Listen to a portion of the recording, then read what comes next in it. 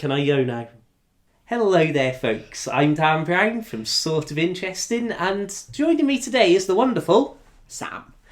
So this is just a novelty bonus video talking about our first meeting, and it might not surprise some of you to know that we actually met at a famous canal location, the Trevor Basin, where I seemingly am never far from these days. So you had a much easier sort of time of that initial, I don't know if I'd call it a date. No, was not a date. Okay, well, all these years later, from 2018 to 2024, I feel I've been lied to. But on a serious note, just describe your actual trip to meeting up there. I think it took me about 2 minutes in the car, something like that. So I had to go in the car, so I had a quick escape if I didn't like the look of him. I mean, I don't know whether this is retroactively or insulting or what. But your actual distance, and this is a detail for you. So I didn't drive at the time, and you were living just by Tesco in Cefn Mawr, if anybody wants to look up these locations. So me not being from the area, I actually got off the bus at Tesco in Cefn Mawr, not knowing that Sam lived literally pretty much within line of sight. I then had to walk down to the Trevor Basin. In the meantime, you just hopped in your car and rolled down the hill there.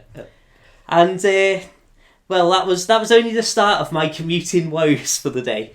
But I'll let you describe your initial reaction. And you can be as honest as you normally are. I remember getting out the car and thinking, is he going to be on time, And I looked up and there was this rather nerdy looking fella walking towards me with a cap on, and I thought, oh God, he's a geek. And I was like, oh. But I gave him a chance. I thought, I'll give him a chance. We'll have a little walk around and I'll test the waters. Well, again, I'm not sure if this is sounding like this is how we first split up before we'd even met each other. But the detail that I always remember is that obviously it's difficult to think in the clouding of time at this point, but I was obviously amazed and stunned as you walked across the car park towards me. So I've got nothing but positive things to say here, no matter what negativity I receive back. But what I always remember, so right, we'll just walk around the basin and down the canal.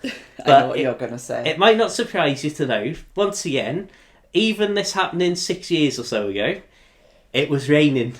And if you've seen some of my recent videos of showing you how wet the canal towpath is, I actually posted a short video of just the footsteps in the water and on the towpath at the very part of the canal that we stopped our canal side walk, at which point you were basically trying to get away from you. Yeah, you were like, it's me done, it's too wet. Exactly. You were, it's cold, it's wet, I don't want to be here.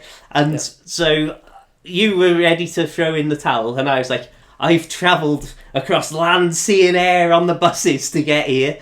And obviously, ultimately, it's maybe walk to the bus stop in Oswestry, bus out to here, and then walk down. So I was like, no, need to make it more than a 3-minute walk. So then we just walked up. I don't think the car park was open at that point, because we walked up the tarmac track. But it doesn't matter, we walked around the general basin area. And I could tell that I was basically getting given the cold shoulder in real time. A very cold shoulder and a damp shoulder as it was at that point. So anyway, we sort of came back to where you'd parked. And you've made your excuses and ran off. And I'm there thinking, okay, so it's going to be about 40 minutes till the next bus. And all the rest of it. So just to really get this sort of in people's minds, just describe your journey home to where you used to live. Well, it wasn't really a journey. I suppose I could have walked, really, but, it was raining. So, yeah, it took me about 2 minutes to get back up the hill, get up the car and have a cup of tea. So, while Sam's falling asleep in front of the telly, surrounded by cats and dogs, I then walk back up, still not knowing that I'm basically walking past your house for all intents and purposes. There's a bus stop by a pub called the Hollybush in Cefn Mawr. Again, look that up if you want to Google these locations. So I get there and I've got maybe half an hour or so waiting for the bus. The weather comes in, it's just on a little brow of the hill, and I just remember being stood there, and the bus was late, and I'm getting battered by the weather, I'm freezing cold, I'm wet. And anyway, the bus finally arrives, and within about 2 minutes, and even to this day, I'm terrible at travelling. If I'm not driving the car, I have to be loaded up with sickness tablets and stuff, because I'll just be travel sick in a heartbeat. So, and this is the real gem of this story, that this is my real enduring memory of our wonderful first meeting. Yes. Finally get on the bus. Sam's already asleep in front of the telly. Just across the way from where I'm stood in the elements. Oh, I'm so delicate. Sit down on the bus. Within moments, I swear, I don't just feel ill. I feel about as warm, overheated, because of course I've been properly chilled to the bone. Gizmo, come here. Come on, lad. Oh dear. Anyway, so I'm chilled to the bone. I'm then roasting hot. There's people on the bus, it's steamed up. I am then, all the way back to Oswestry, trying desperately not to be sick. I literally take my cap off at one point. Literally, in case I need to be sick into it. I then think, well, my friends live right on the outskirts of Oswestry. I can get off the bus as soon as I'm within sight of the town. I'm so in a daze that I miss the bus stop to even get off to go to their house, because I'm like, oh. Again, this is our first date, remember? And in the end, I end up having to walk halfway across Oswestry, feeling unbelievably sick. I don't know what really I'm doing or how I'm surviving. And ultimately, oh, you're lovely, aren't you? Ultimately, when I finally got back, oh, you're lovely. Oh, look at you. I remember bursting into the bathroom to finally have the release of putting my head in the bowl, and then falling asleep almost instantly. And that was the story of our first date. But bear in mind, you were a stranger to me, so that's why I wasn't offering you a lift home. Oh, yeah, no, it's fine. It's stranger fine. danger. I after 6 years, I bear absolutely no ill will Really about it at all. You do really sound like you don't. But yeah, so that's always been my enduring memory. And as you can probably guess, once again, this is a video of me talking, I'm afraid. Yes.